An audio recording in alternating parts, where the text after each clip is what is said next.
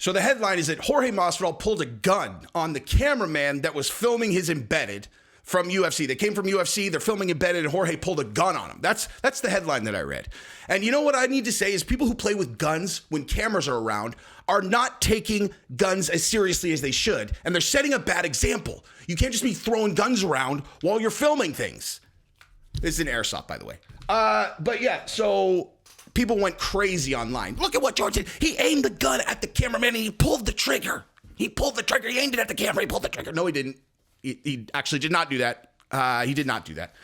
But we'll talk about what he did do because, I think there are a couple reasons why, pulling out a gun that you own on camera, aiming it at the camera, obviously you'd never do that. But also it being Jorge Masvidal, like, I don't know, man. I don't know if that's the best idea. Although in some case, look, I want to go through all of that. I also want to talk about this growing sentiment that I can feel growing of people hating on George. Like people are lining up, they're waiting. Like they want him to lose so that they can avalanche on him. I don't understand people who do this, right? Like if I thought it was genuinely like we just genuinely do not like Jorge Masvidal, that's fine, dude. People who are on that, that's fine. But I could tell it's this other thing, dude. It's that other thing where people who have done really well and people want like that itch where they were like, I want to see him. I want to see this guy go down. I can feel that in the community right now. And I bet you guys can too. And again, if you don't like Jorge Masvidal, it's not aimed at you. If someone doesn't like a fighter, that's fine. You can root for them to lose. I'm talking about the other thing, dude. And we'll talk about that. And then he said some things about Khamzat Chimaev that I want to talk about. New things since the video that I did on that before that I thought were interesting. And then also I just want to comment on what I saw at the Embedded, like relating to his state of mind and every other thing, right? Because I really want George to win, dude. Like I really want George to win, especially now with the odds are so ridiculous. They got Burns as a 5-1 favorite. That's ludicrous, dude. That's a minus 500 favorite. That's absurd. Like that is actually absurd. 5-1. So I want to talk about that, and we'll start with the gun stuff. And before I do, though, I rely on you guys for the channel's growth, etc. And so all I ask, I work extremely hard on this channel, extremely hard. All I ask is that if you're going to watch my content consistently, just please subscribe to the channel. You click it once, and then we're done. We're handshaking it. I can't enforce it, but that's what I ask people to do, and I appreciate it very much. And also, all my longtime viewers, if you do not mind liking this video, and then tell me what you think, because this is one of those videos where, like, I'm just saying what I see. I'm curious what you guys think. I have a lot of really smart viewers that I like engaging with. So if you put your comment in there, I will read it. I promise. But yeah, subscribe to the channel, like the video, comment, etc., and let's rock and roll. All right. So bottom line, right? So I look at Jorge Masvidal, and I'm looking at his state of mind, and he's saying all the things that he always says. It's going to be a bloodbath. I'm gonna chalk outline this dude. They're gonna be carting him off in an ambulance. Like he always says that stuff. But you know what? Actually, let's start with the gun thing. So he pulled out a gun. He pointed at the camera. He's all, hey, yo, we don't usually like to show what we got here. But it's like, listen, dude, I have a lot of guns, man. I have a lot of guns. And, you got your buddies around. He's hanging out with some gangsters, man. At least guys who are definitely going out of their way to look like gangsters. And look, like, I'm not, I have I have a lot of tattoos. I get it that, like, people, but these guys also, but more, neck tattoos. And I don't know, dude. Like one thing that I was thinking about when I was watching this is I was like, if there was a reason why him and Colby would fall, like Colby doesn't look like he would fit in that crew really. You know what I mean? Like aside from all the beef stuff, it's like, I don't think Colby, like that just doesn't look like a crew that Colby would look like he would fit in normally. So that probably would have put some strain on the relationship either way. Nonetheless, right? So he pulls out a gun. Like Jorge is, I don't know what his stat. I don't know if it has a felony now. Like I don't know if he's a convicted felon, because if he is, you're not allowed to own guns, right? Like if he actually has a felony on his record, then that was really crazy to pull the guns out. Even still, if he doesn't, right? If he doesn't have a felony, he could theoretically have one very shortly. And if that's the case, they're going to come get those guns, dude. Like that, they're going to come get those, right? Now, obviously, if they're legally owned and you become a felon, it's not like the government doesn't know that you have them because they're all on record or whatever. But I don't know, man. Like I guess there's also the side of it where it's like, you're a celebrity. You don't want, like you want people to know, like, dude, if you roll up on my house, you're going to have a problem. But at the same time, it's like, dude, it's George Masvidal. That's the wrong house to pick anyway. But what people are really getting bent out of shape about is that he aimed it at the camera and they said that he pulled the trigger. A, that's not true. He definitely 100% never touched the trigger. He did not touch the trigger. He showed that it was unloaded, but then he did point it at the camera, and that's obviously very bad, like, gun owner etiquette. You know what I mean? Like, that's like you just don't do that, right? Like, I obviously have lots of guns that are not airsoft guns like this one, and it's like, I can't even explain it. I'm sure a lot of you guys obviously have guns too, but it's like it's like there's a force field. Like I couldn't get myself to point my gun in the direction of a person that I wasn't intending on shooting if I wanted to. Like I can't do it, dude. Like that's like, as soon as you did it, it would feel to me in my brain like I was getting shocked with a shock collar, where it's like I have burned that so heavily into my brain that like I just would not do it, dude. Like I wouldn't do it. I would never be able to like point it at a camera and feel normal. But again, like he obviously, he checked it was unloaded. He didn't touch the trigger. There, people getting super bent out of shape. But I don't know. There's like, I don't really see. Anyway, I don't know. I'm like, you got what's his name? That's like that shot the person in the camera. What's his name? Alec Baldwin. Like it just seems like I don't know. Gun people won't like that, obviously, right? Like gun people. What's really funny about that is like the idea that. Like people who are anti-gun, like, oh, we need more gun legislation people. They think that like gun owners are like the really unsafe people, when in reality, the people who are really heavy, like 2A people are super stringent about gun ownership and how you handle a weapon and all that stuff. It's like safety is extremely important to us, But yeah, so people are getting bent out of shape about that. And like I said, I can feel in the posts, right? Like I want George to win so bad now. So I wanted him to win before because I like people who you could just tell are like completely genuine all the time. George is one of those guys where he is telling you exactly what he thinks. When I watched him on Rogan, I was like, I just like this guy. Like I just like Masvidal. I really like him, dude.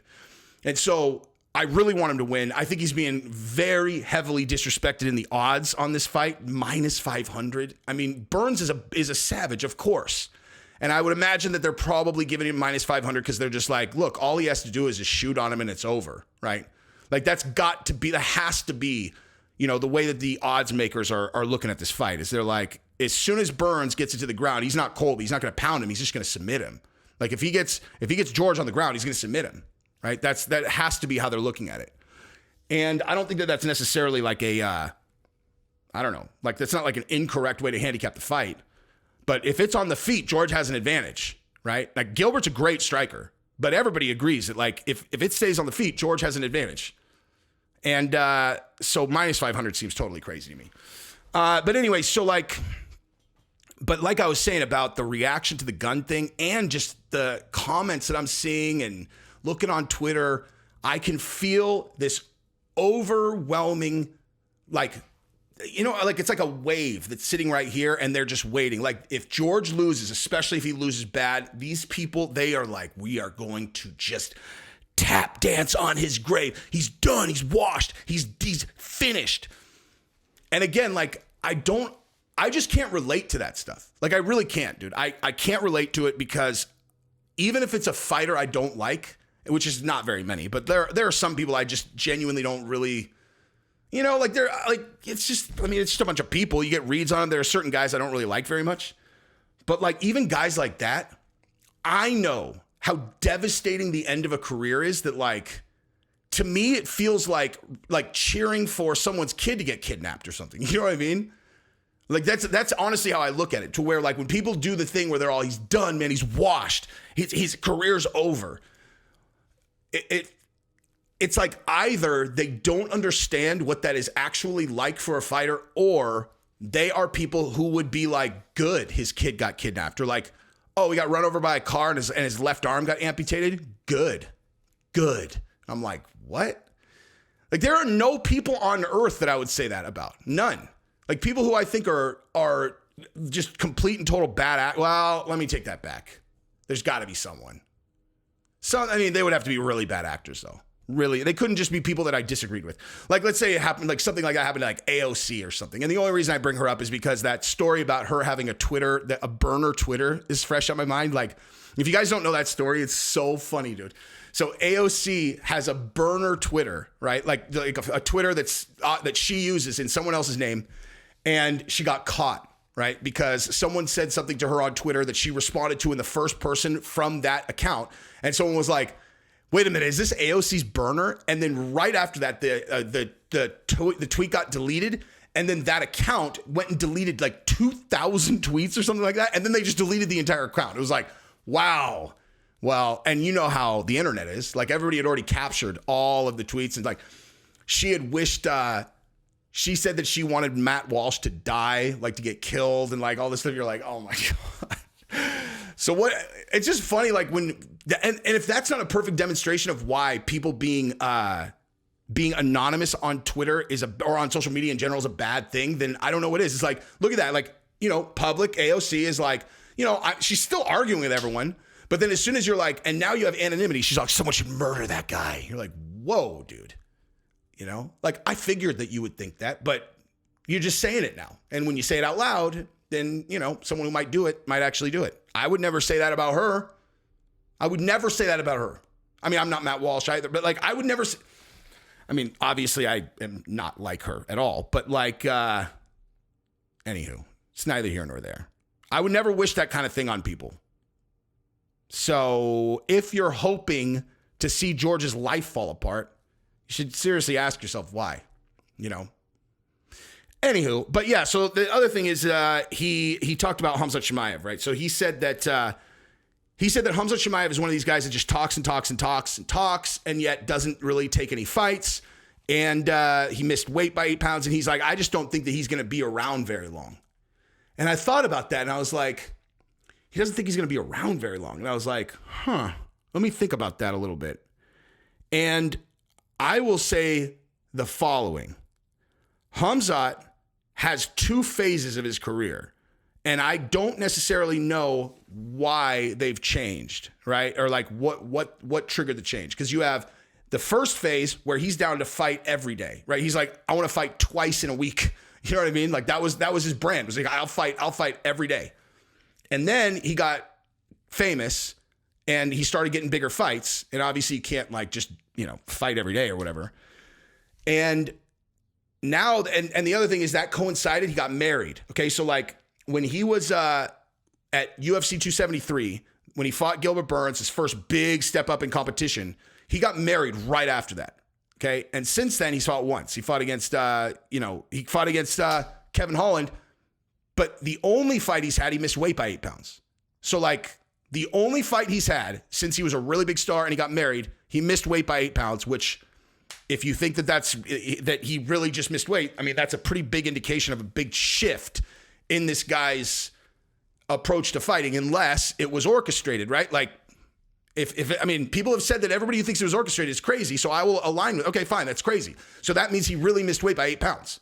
And this is a guy who made weight at 185 and then made 170 10 days later. So obviously something has changed. And also he's only fought one time since he got married. So like, you know, is it because he's famous? Is it because he got married? Is he, you know, foot off the gas? Who knows, right? And so when George says a thing like that, I really had to sit and think about it. I'm like, man, I mean, I don't know. I guess we'll find out because it looks like I said in my video that I did about this, I think they're lining him up for a title shot at 85. I think that that's what they're going to do because there really isn't anyone else there. I think if Pereira wins, they're probably going to give Khamzat a title shot at Pereira. And if he wins the title, I mean, he'll fight twice a year. He'll be making so much money that he would be crazy not to want to fight multiple times a year, especially if you look at 85, dude.